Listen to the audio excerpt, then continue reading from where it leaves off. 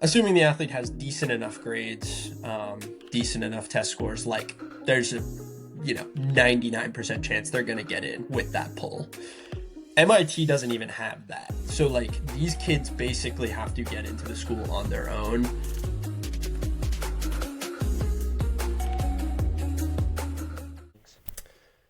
Yeah, so first episode, really excited. Just having Ned Farrington on the pod for our first episode. Thank you so much for joining us.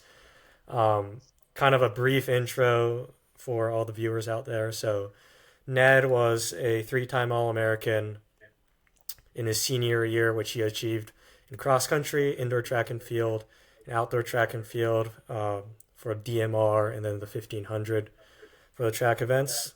Ned is a graduate of Bates College, class of 2024, and then went on to do his fifth year at UMaine. Right now, Ned is a assistant coach at MIT, which we would also like to get into a lot, kind of with their training and their success too. So, first of all, thanks so much for joining us. Dude, yeah, this is awesome. I've never been on any podcast besides the Bates Bobcast with Aaron Morse, so um, this is dope. I'm excited. All right, I guess I'm gonna kind of jump right into it. I want to say thank you for hopping on the podcast, Ned. I like the tracksmith you're repping, but I guess my first question is the fact that you earned All-American honors all in your senior year at Division 3. You showed glimmers of greatness before that, but you never qualified for nationals before that. How do you think that switch happened? Like where and what did you see in your training? Was it a mentality switch? Was it something you did on a day-to-day basis? How do you think you made that switch? Yeah, so I started doping mainly. No, no I'm playing. Hey, you use Legio store? Yeah, exactly. Yeah, hit up the boys over there in Iowa. No, I mean, I think a lot of it came down to just like the way that like just kind of where I even hit my like growth spurts naturally. Like I don't even know how much of it came down to like training or anything like that.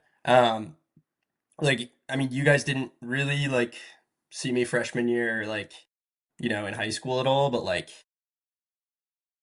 Fresh, our old coach at Bates, basically like recruited me off the fact that like I was running decent high school times and still looked like I was 12 years old when I was a senior in high school.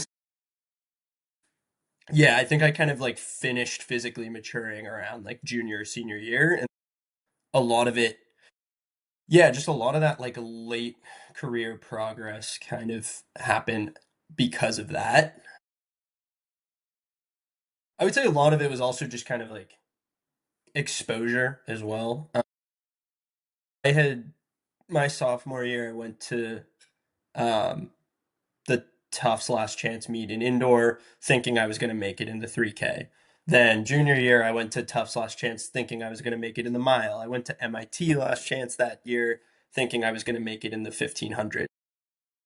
Whether it was delusional or not, like I thought I was going to be making the national meet since sophomore year. And I think when you just like keep putting yourself in that position, eventually the fitness is actually there and you've had the mentality for a long time already. So you're kind of ready to capitalize on it when it comes. Yeah, honestly, like I wish there was something like within training I could specifically point to, but I don't even think like there is. Yeah. Really, I feel like you were exposed to, like Fresh and then also Ellis training, which I feel like was more intense than our current coach, Coach Feldman. I don't know if you could maybe correct me on that, but do you think like that helped kind of early on, kind of hammering the intensity before kind of more slowly easing into stuff? No, that's actually yeah, that's a good point. Yeah, I mean like under Ellis, like training for me was just like very VO2 interval heavy. So like I was running like 60 to 70 a week, so decent mileage, but like not really doing like threshold work tempos or anything. It was a lot of just kind of like medium length intervals at like decently fast paces with pretty high rest. Um, which like for anyone that's done that type of work before, it does make you like really good at like the 3K and the 5K if you're strong enough in the short term. So I think like what was cool about that is like I think that really maximized my potential at the time. So it kind of like gave me a glimpse into what I was like capable of. Then when Feldman came in, which would have been my junior year, kind of like took a step back with that intensity and switched to a little bit more of that like threshold working into those VO2 paces, higher mileage, just a much more relaxed approach to training in general. Um, and to some extent, I like almost took a little bit of a step back initially in track. Like I almost felt like I was kind of like worse for a little bit. Um, but then I think I was just able to actually like compound training so much more, just because I wasn't coming out of workouts um, so fatigued. Um, so one could argue that like yeah, part of it was that coaching switch, just being able to like actually just accumulate so much training that almost just it seems like all of it sort of hit me in my like senior year. But yeah. Okay. Having both experienced two totally different types of training from two totally different types of coaches, and now back at MIT, do you see a one fits all philosophy, or do you think it's really individual for a runner based on training and I think success? it's like super individual. And I also think that like a bunch of different things can work for the same person too. Um, it's like yeah, it's just like the biggest thing I've learned is like you do want to like work on someone's weaknesses to some extent. Like you can't just ignore them, but at the same time, like you really do need to just be playing into an athlete's strengths. So like for example, I think Feldman's training worked super well for me because it wasn't very distance oriented. We weren't hammering out like 6 to 8 miles of workout volume every time we got out there. It was much lower volume workouts, but the mileage was still pretty high. And for me being kind of that like mile 3K oriented runner, um, I felt like I was really able to like express my fitness under that type of training.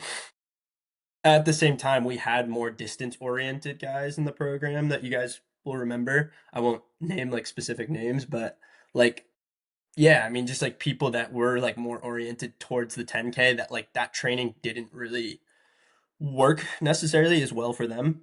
Um, just because I don't think it actually played into that strength, which for them would have been high mileage, high workout volume, threshold, tempos, all that sort of stuff. Um, yeah, and I feel like I've seen that like with MIT, and one thing Riley does really well is he does really like tailor workouts to an athlete's strengths. Um, Yi Chen, um, who finished like 41st at nationals, he'll do like an extra 2K threshold rep at like the end of a workout when Tim Newman is doing who just ran 402 in the mile. He'll go do like um, a couple 400s or an extra like VO2 800. So we are like kind of keeping the core of the workout the same, but like specifying. So yeah, shit, I'm getting a call. Yeah, I just wanted to kind of before we move forward with kind of our main topic, which is kind of your coaching at MIT, I want to maybe kind of step back a bit, uh, kind of your journey there, I guess, and what was kind of the reason for you to maybe go fifth year after Bates and then from there kind of take the next step to coaching. Kind of what was your process there? Yeah, I'd been eyeing down that fifth year basically like since COVID. I knew that Bates, like we don't have master's programs there, and I wasn't gonna. I know some people will just like delay some of their undergrad credits to like their fifth year in D3, but Bates is too expensive to do that. So yeah, I had been eyeing down that fifth year. I knew I was gonna run Division 1 somewhere. Um, Not because of like prestige or anything, but just kind of just to try something different. And honestly, like I didn't really want to compete against Bates because I, unlike most people that transfer, like I literally transferred with zero bad blood or anything. It was purely like just logistical. So I just didn't want to compete against Bates ever. So I was like, let's keep it like close to home. I really liked training up in Maine. I feel like I found a good groove with kind of that like I just liked that like change of season running on like the rural Maine roads. And I knew some of the guys like Alec Troxel and a few of the other guys up at Maine and knew it was like a pretty chill group of guys and like they just had like a unique culture. I felt like they never like took themselves that seriously at meets, which was kind of cool. I feel like just like a lot of those like not to throw shade, but just like a lot of the like mid Division 1 New England runners just like roll up to meets with like the headphones on and like the whole tracksuit, and it's just like give me a break. So I kind of like that Maine didn't have that culture. So um, also was able to get a graduate assistantship up there, which like covered all the costs of going to school there too. So yeah, it kind of just became like a no brainer.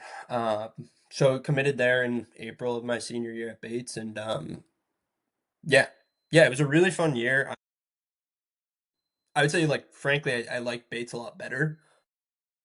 That being said, I really liked my team at Maine. Like, I really liked the guys there. Two of them are actually like coming to my house right now. So like, yeah, still super tight with those guys. From there, kind of like had been talking to Coach Feldman for a while about like potentially getting into coaching. Um, yeah, just like wanted to continue to be around the sport in some capacity. I kind of knew like I wasn't really in a position where I could do much more than like volunteer because I wanted to like actually work for a few years and you know, try my hand at like the run specialty industry. So I knew it was going to just be a volunteer assistant position, and yeah, Coach Feldman would offered me to like potentially he was like we could see if we could do something at Bates, maybe we can bring you on if you're gonna still be in Maine. But I kind of wanted to move back to Boston, and he's like, look, I'm pretty tight with Riley, the head coach of MIT. um Let me connect you guys. And yeah, Riley's just such a good guy. He just kind of was like, yeah, sure, come join us, come help out. And yeah, I guess since then, yeah, just been volunteering with the MIT guys, and that has been the journey since Bates. Nothing too crazy, but yeah. And when is Sub-4 happening? Dude, hopefully Sunday. Yeah, it's Minus been 2 seconds again. I know, that's no, that's the hope. I'm not trying to break 4 on Sunday. I'm racing this USATF New England meet. It's like the Is that at yeah, Harvard? yeah, it's at Harvard. So 220-yard track. So it'll be 8 exact laps to a mile. So you won't have to run the little thing at the beginning, the little 9 meters at the beginning, which will be nice. Looks pretty competitive. Chris Collette, Wartburg alum, is in there. He's really fit, so like he'll probably beat me, honestly. Aaron Willingham's running. He's a good runner from UMaine alum. A couple other like decent runners in there, but yeah, I mean, there's no pacer or anything. I don't think so. Like, I don't think it's gonna be blistering. It's gonna be a little bit more of like a championship type of race. There's a lot of money on the line too, so like I think people kind of play the cards closer to the chest. But yeah, I think outdoor though. I think outdoor it's gonna happen. Just with the way I've been training, like I don't think I expected to even run like as fast as I have in indoor. Just with like how strength based everything was. So um, I just think there's so much room to improve through outdoor. Yeah. Are you being coached by someone right now? Are you doing your own training? Dude, that was the Is it a same mix, a little question I bit was of gonna both? ask. Yeah. Obvious question. I led you guys into that one. Yeah. Um, yeah, Bennett. You guys know Bennett Boothgenty? Yeah. So he's writing all my training. It's a cool setup. It's so Ziad Hassan, MIT alum, who's also a volunteer assistant at MIT, and then Christina Crow, multiple time All-American from MIT as well.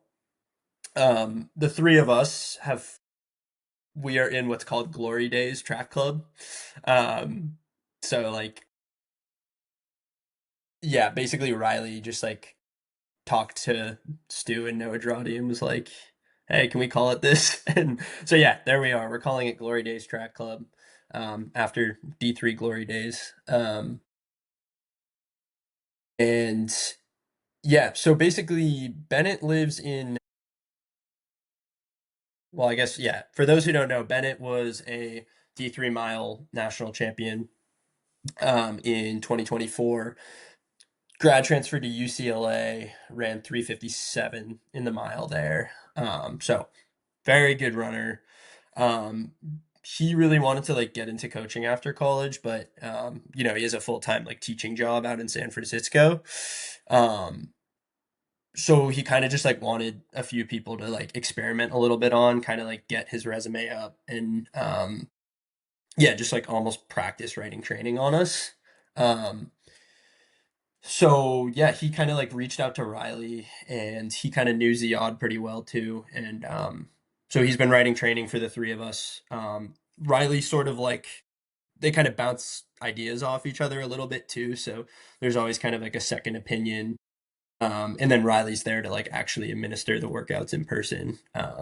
And yeah, I mean, like it's honestly been pretty incredible training. Like another thing that's interesting is Bennett, like from what I've like can tell, Bennett basically like during like a coaching transition at Pomona Pitzer, like he that's the school he went to in D3. He like um he literally like wrote all the training for them when they won the national championship in cross country that year. So like he definitely has like really good instincts and yeah, I think he like understands me as an athlete really well too. Um because I'm just like I'm super different than like Ziad and our training's been completely different. We overlap in workouts and stuff sometimes, but I think yeah, Bennett definitely like understands me very well. Um, Even though he was a little bit more of like an 800 runner. So yeah, it's been a really good setup. Do you hop in with like the MIT guys for workouts, or is that like not allowed? Is there like a policy? Are you mostly solo? No, yeah, you're allowed to. I've done it for some of them. I think it just depends on how well the workout matches. So like for example, I mean like I just had a tune up on Tuesday and they actually work out at BU, which is pretty sick. Mm, Even though they have their own indoor track, but we work out at BU on Tuesdays. So it's really nice to have access to that. But yeah, like for example, like I was prescribed like threshold 400s, but they had like threshold miles and I was like, "Hey Bennett, like the MIT guys have this. Can I just like hop in this instead?" And he was like, "Yeah, same thing. It's not really going to matter." Um my big thing on it is like, yeah, like I still want to have some sort of like I really like trying to be a sponge around Riley and like kind of like listen to the way that he like gives advice during workouts and like the way he talks to the athletes. So like, if I work out with them every week, I kind of miss out on that. So like, especially when a session doesn't line up well, I'll um I'll go do it like my workout before or after, either on MIT's indoor track or on the treadmill or whatever it is. So it just kind of depends on how well it lines up. But yeah, I mean, dude, Tim and Jared are just like super super fit. So like they just ran 401 and 402. So like they're literally better than me right now. So good guys to work out with. Do those guys or you take bicarb before the workout or no? Not before workouts, but we all took it before the mile. Yeah. So I'm taking it again on Sunday. There's also a guy who ran 149 at MIT, right? Yeah, that's David. David's the man. He also just like, dude, such a student of the game. Like you guys gotta, if you ever see him in person, go talk to him. He just like knows so much about running and like running shoes and like just like so in tune with his body and stuff, which is it's really cool. Um, yeah, he's a 149 guy. He's the top time in D3 still right now. Maybe Kale Showman surpassed him last weekend, but yeah, David's a freaking beast, dude. Yeah. I know it's like a really broad question that it might be kind of hard for you to answer, but like why is MIT so good? Like you guys got two guys like close to four flat, like you got a 149 guy, like how? Yeah, dude, I this is like a crazy question, and I feel like I've kind of answered it to people before. Um, so what's interesting is like you can't um yeah, it's not like a NESCAC school where like if anyone knows anything about like so in Division 1 you can talk to a coach and then like they will basically guarantee that you get admitted to the school. Especially if you're going to be like a scholarship athlete, like you basically just sign on, submit your application, whatever, you're getting in a lot of D3 schools, especially like the academically prestigious ones, like the NESCAC schools or like a U Chicago or Emory or something. Um, the system is a little bit more like it's a little bit less of a guarantee, but if you have like say a 9, 10, 2 miler in high school, a school like Williams, really good D3 program, really good academic school, they can um what we would call like pull the athlete in. So assuming the athlete has decent enough grades, decent enough test scores, like there's a 99% chance they're going to get in with that pull. MIT doesn't even have that. So like these kids basically have to get into the school on their own. Like they get a nudge from the recruiting process, but like basically you're looking at a team of walk-ons, which is crazy. Um, some of the most like some of the smartest kids like in the world are like on this team, which is insane to like think about. They talk about stuff at practice like related to academics that I'm like, what? I'm so confused. I have no idea what you're talking about. But yeah, anyway.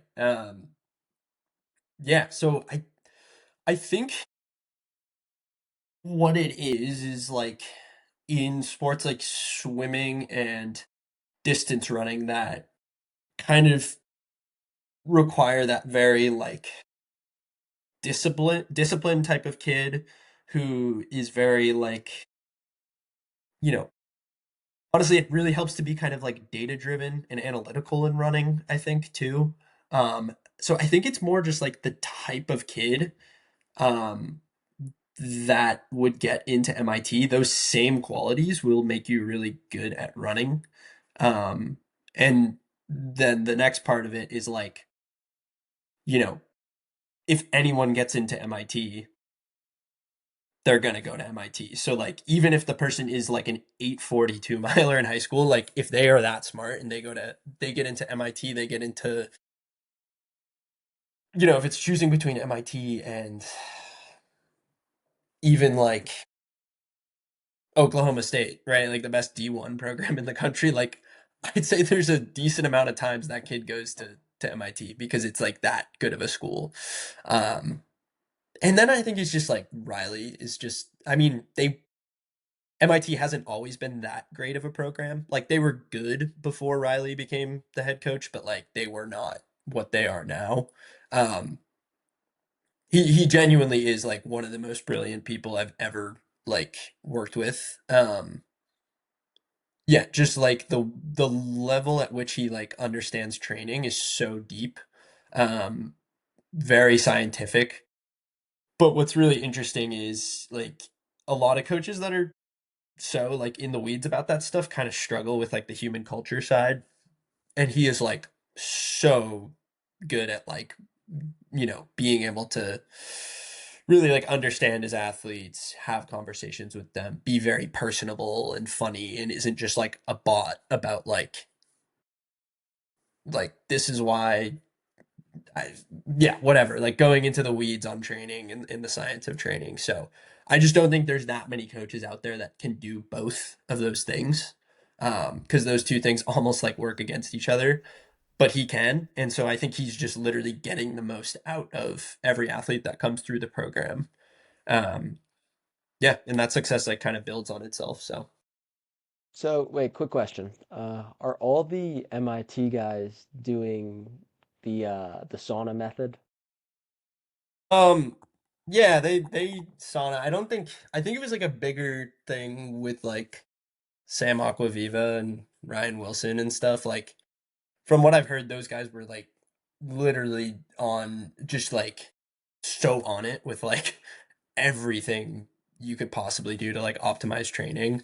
Um yeah, I mean, the guys are still hopping in the sauna. I would say it's not like a super neurotic group. And you have to remember like, you know, the amount of time these guys have to spend on like academics is just like inconceivable. So like sleep is actually kind of like the biggest thing that Riley talks about and that we all talk about. So it's kind of like get the training in, show up to practice, get your mileage in, get your workout in. The next biggest priority is really sleep for these people. Yeah, whereas at Bates we could we like Bates is a really good school, but like we were able to sit around on a roller for a while, um, do whatever. Like things are pretty clinical for these guys a lot of the time. So yeah, I think it is a little bit more of that like just get in, get out, and get to your freaking homework because like you just have to. Yeah, I mean I'm not there enough on like I'm there sometimes on easy days. I'm not there enough to like fully get a grasp of that, but that's just like kind of the vibe. But yeah, Yeah, I mean, I would just see them at like Tufts National or like Fire, and then they're just like sitting next to the bleachers, like on their laptop, just like grinding, and then next thing you know, they're running like what top three time in D3 or something. So it's just yeah, absurd that they can like do both. I mean, they're just like set up for success just with how they're able to like balance both. dude, I mean it's insane. Like obviously I'm not gonna give like details here, but like the some of like the job offers that these kids will talk about, like in the places that they're interning, I'm just like, this is crazy that like, and it's just so casual too, because they are like very just it's like very normal people, but then they also you forget that they're like absolutely brilliant and that they're being recruited by like the top S&P 500 companies, like tech firms, like whatever. So yeah, sometimes you just get like a little humbling of like, oh god, yeah, you guys are crazy. I mean, like Ziad's like what? He's a multi-time All-American, and then he's also a two-time Google intern. So I mean, that's Yeah, a that's a that's like lot. somewhat He what I can was getting at. flex. Yeah, Yeah. yeah, he yeah, walks around with the Google bag. And Ziad's another one, the kind of like Riley, where it's like super social, like really like high EQ person, but then also like it's just it's so like that's so astounding to me that you can be both of those things because I just feel like when you think of like yeah, when you think of these like really high intelligence, like kind of really good at like math and coding and like really into the weeds on like their academics, I think you often the stereotype would be that those people are often like not the most social. They're a little bit like awkward because they're almost just like so locked in on that particular part of their brain that like they don't really know how to like socialize and all that sort of stuff. So like when you get someone like Riley or Ziad that's like both, it's like it's pretty astounding. Yeah. Props. Props to them. Actually, let's. This is a good cut break for my little Oh yeah, yeah. This is part actually a of it. good God. segue. You're actually our first Yeah. guest. Well, obviously, but to see kind of this is Rooney's idea, and yeah, we'll Sweet. see how it goes. But I'm so nervous. You're good, dude. You're Dude, good. what is he doing? don't worry. Don't You're worry gonna about love it, this. bro. You're gonna love this. All right. You're good, dude. Yeah, Oh, I oh, can see it. oh. I can see it. Oh. Yeah. All Oh, we're right. guessing. All Yeah. right. Is this person rolled or not? Are they rolled or not? Well, it Yeah. just depends on factors. Um, I'm I'm gonna say no because that 800 I think indicates potential. Okay, that person is rolled. All right. All right. Can you see? Can we see my screen now or no? I gotta I change can mine. see our screen. Yeah. Are you going to the next person? Yeah. All right. Oh, who is this? I would say definitely not rolled. No. Who is that? I don't even think you know who that is. Yeah, I don't know who that is. Yeah. Wait. Who is this guy again?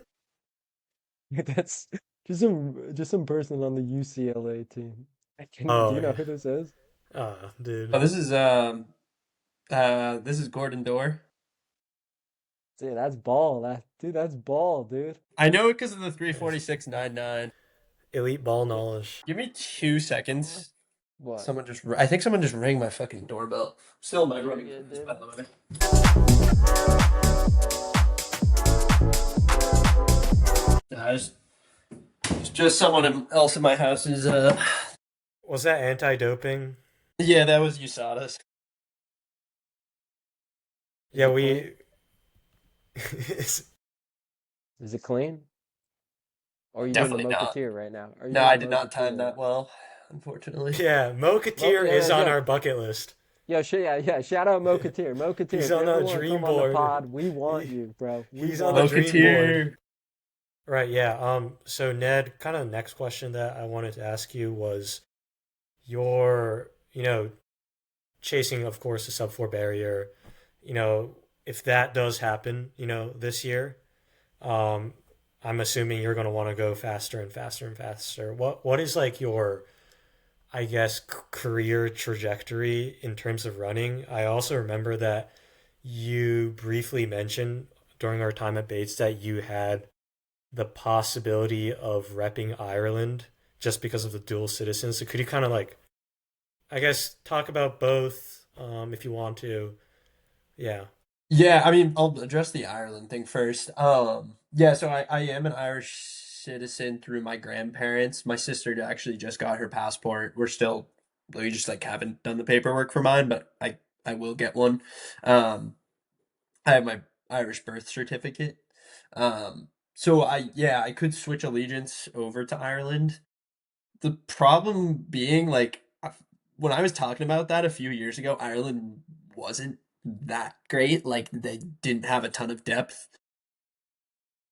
Now they're nasty. Like, it's insane. They like Nathan Griggs and Brian Fay and Corcoran. It's like if you ever get bored, come through the IAAF Ireland list for the 15, the 5K. So like the only shot for me ever to do anything would be like, maybe representing them. Like if I wanted to switch to steeple or something at some point in my career, I could maybe sneak into a Europeans in steeple or something. So, but yeah, I mean, like, yeah, I want to knock out the sub 4. Like that is like a must. I have to do that. If I do that, it I will probably move up to like the 5K next year and really, really try to focus on that.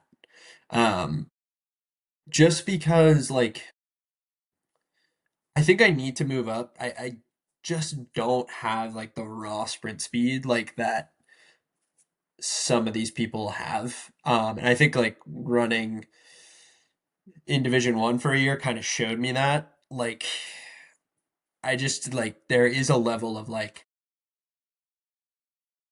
there's these kids who ran like 22 point 23 point for 200 in high school and then became distance runners, right? It's just like that's a level of leg speed I don't really have, and I think just like limits. I think I could break four. I think I could maybe go run something in the high 350s, break 340 maybe at some point in my career, but I just don't think that like I'm ever going to be able to like do anything like that competitive in the 1500. I do think like my potential would be higher in the five just because like I do seem to be a little bit more geared towards that. So I will probably move up next year to the 5K, especially if I break four. But it's just kind of hard to go back. So it's like you got to just knock it out while you can. So I just got to get the sub 4 done, and then we can focus on other stuff. That like everything is just focused on breaking four right now. Like that's the only thing I care about in running. Like I'm not even thinking about anything else. So yeah. And, while, I mean, it sounds like you're training a lot. Do you think that's taking up most of your time? Is that like where most of your mental effort's going? Is it like going to learning a lot with coaching as well? Or are you putting your mental and physical effort towards anything else? I'd say it's mostly actually like probably my job right now. Yeah, like I got I'm like doing I'm working on like the marketing team for my running store now. So like it definitely is a little bit more than when I was just like working as like a literally just on the sales floor. In some ways it's been better for running because I'm not on my feet. Like Nat, I know you worked at Bryn Mawr Running Company. Like it's just like a little bit exhausting Yeah. physically. It's like mentally not that hard, but because it's pretty fun like talking to people and stuff, but like just like especially the store I worked at, we had like we have a huge staircase for the stock room where all our shoes are. So I was just like ripping up and down the stairs like 500 times a day, never sitting, just like on my feet. So in some ways, it's been actually better to get off my feet a little bit more. But I'd say most of my mental energy like goes towards that honestly, and then like coaching and running take the back seat. But like yeah, in some ways that's been a good thing because I just like I can't just like sit around and think about like running all day. Um, yeah, I've like kind of compartmentalized like these different aspects of my life in a way. Um, so yeah, honestly, running and coaching have not been the primary focus in my life, um, which is different for me for sure. And do you always want to stay involved in the running sector? Is it something you feel that is super passionate from you? And do you see yourself maybe, is it coaching that really fuels you? Is it something else? Like, where do you kind of see yourself going with all this? Yeah, I mean, obviously, this is something I think about a ton, and the answer is yes. Like, I will be always in run specialty so like yeah, running shoes, working in the shoe industry or coaching. um I kind of wanted to fast track my coaching career a little bit in the fall, and that was kind of prior to when I did get promoted within my company. um One thing I realized, the one tough part about trying to be a competitive it is a little bit hard to coach when you are still trying to be like a competitive athlete yourself. Um, One, just from like a scheduling perspective. I mean, I'm literally like I'm racing. Ziad and I race at the meets that our athletes are in. So it's like yeah, I mean, you're there, you're a good influence, but how much actual you're not really coaching when you're doing that. I also just think there's like kind of like I've heard some like of some coaches that were still running competitively when they like got their first big coaching job. And I think your judgment for your athletes gets a little bit clouded by like what's going on with your own training.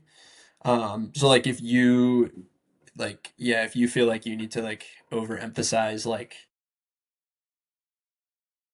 like if you're like, oh, I need to start doing a bunch of threshold, I feel like you're going to start almost putting that on your athletes in a way. And so I think like the best coaches actually are removed a little bit from the sport and like were competitive, but are now just running recreationally. Um, so that's like the one thing that keeps me like, I don't know. That's the one reason I might kind of like hold off on going full on into coaching for a little bit. I do see myself going there at some point in my life for sure. Um, but even just like, if I want to run all these like races, they're on Saturdays, like when my team would have races. So it's like it just logistically doesn't even make a ton of sense. So um but yeah, still get to be close to the sport through the run specialty industry. So yeah. Um, yeah, I just want to maybe like wrap the podcast up by asking just maybe one last question, which is kind of what's the next race you're racing, and what's kind of like what are you looking forward in the future with like any big races or names coming up? Yeah, I'll give you the schedule. I'm doing so I've got this race on Sunday, USATF New England. $750 on the line. So it's yeah, it's big. It's a big one. Championship race. But then yeah, we'll shut it down for indoor. Probably just gonna mostly train through. Like I don't think I'm gonna take like real off time or anything. I'll probably try to hit a I'd like to like hit a really big 5K in like late March, early April. Just because I think like I am pretty fit for that. So it's just for that, it's we just gotta find the right race. Um, Weather just sucks up here, so it's like yeah, I'm not gonna go sweat it out in a 35-degree windy like UMass Amherst 5K, but we'll find something. And then the big one I'm eyeing is I'm gonna go down to Lynchburg in early May. My good friend, high school teammate Joe Carroll is now the assistant coach for Lynchburg. Basically Gotcha, just like gotcha. want to visit him, but also like they have I think like the fastest outdoor track in the country.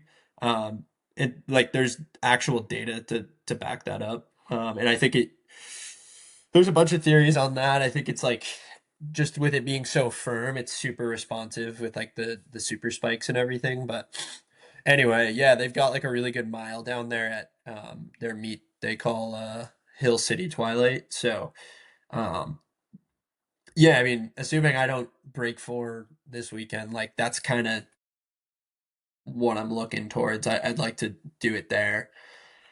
Um, I want to kind of like keep erasing like miles and 15s after that. The one wrench I threw at things is I'm doing a leg of the Cabot Trail relay with like a group of Maine guys, and they take it very seriously, and like I don't really have an option to not go all out in it, and it's like an How 8 or long's the 9 leg? mile race. Okay, yeah.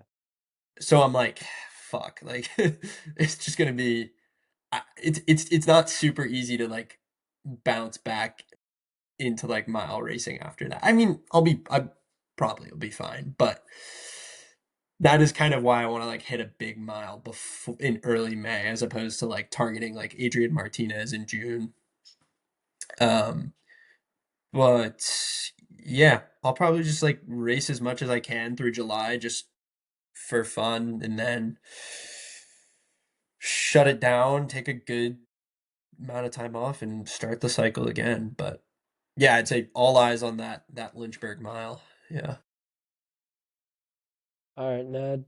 Thank you for coming to the podcast. Thank you for being a true student athlete who studied environmental studies and history and had a 3.4 GPA. Thank you so much. I wish you the best. In addition to your coaching at MIT and your job, I wish you the best. And yeah, we're closing out.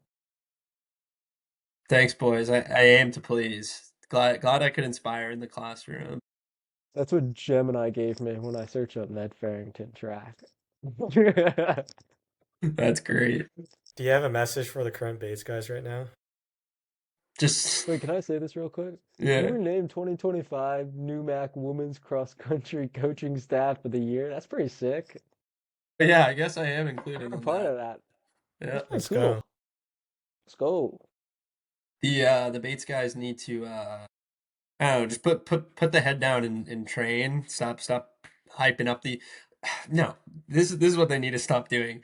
Stop going into every race thinking you're gonna run like fucking 10 seconds faster than your PR. Just like try to rip off bite-sized chunks and yeah, stop expecting the PR so big every time. Because that's their problem. But they're actually running really well, so they're not really having a problem. But yeah,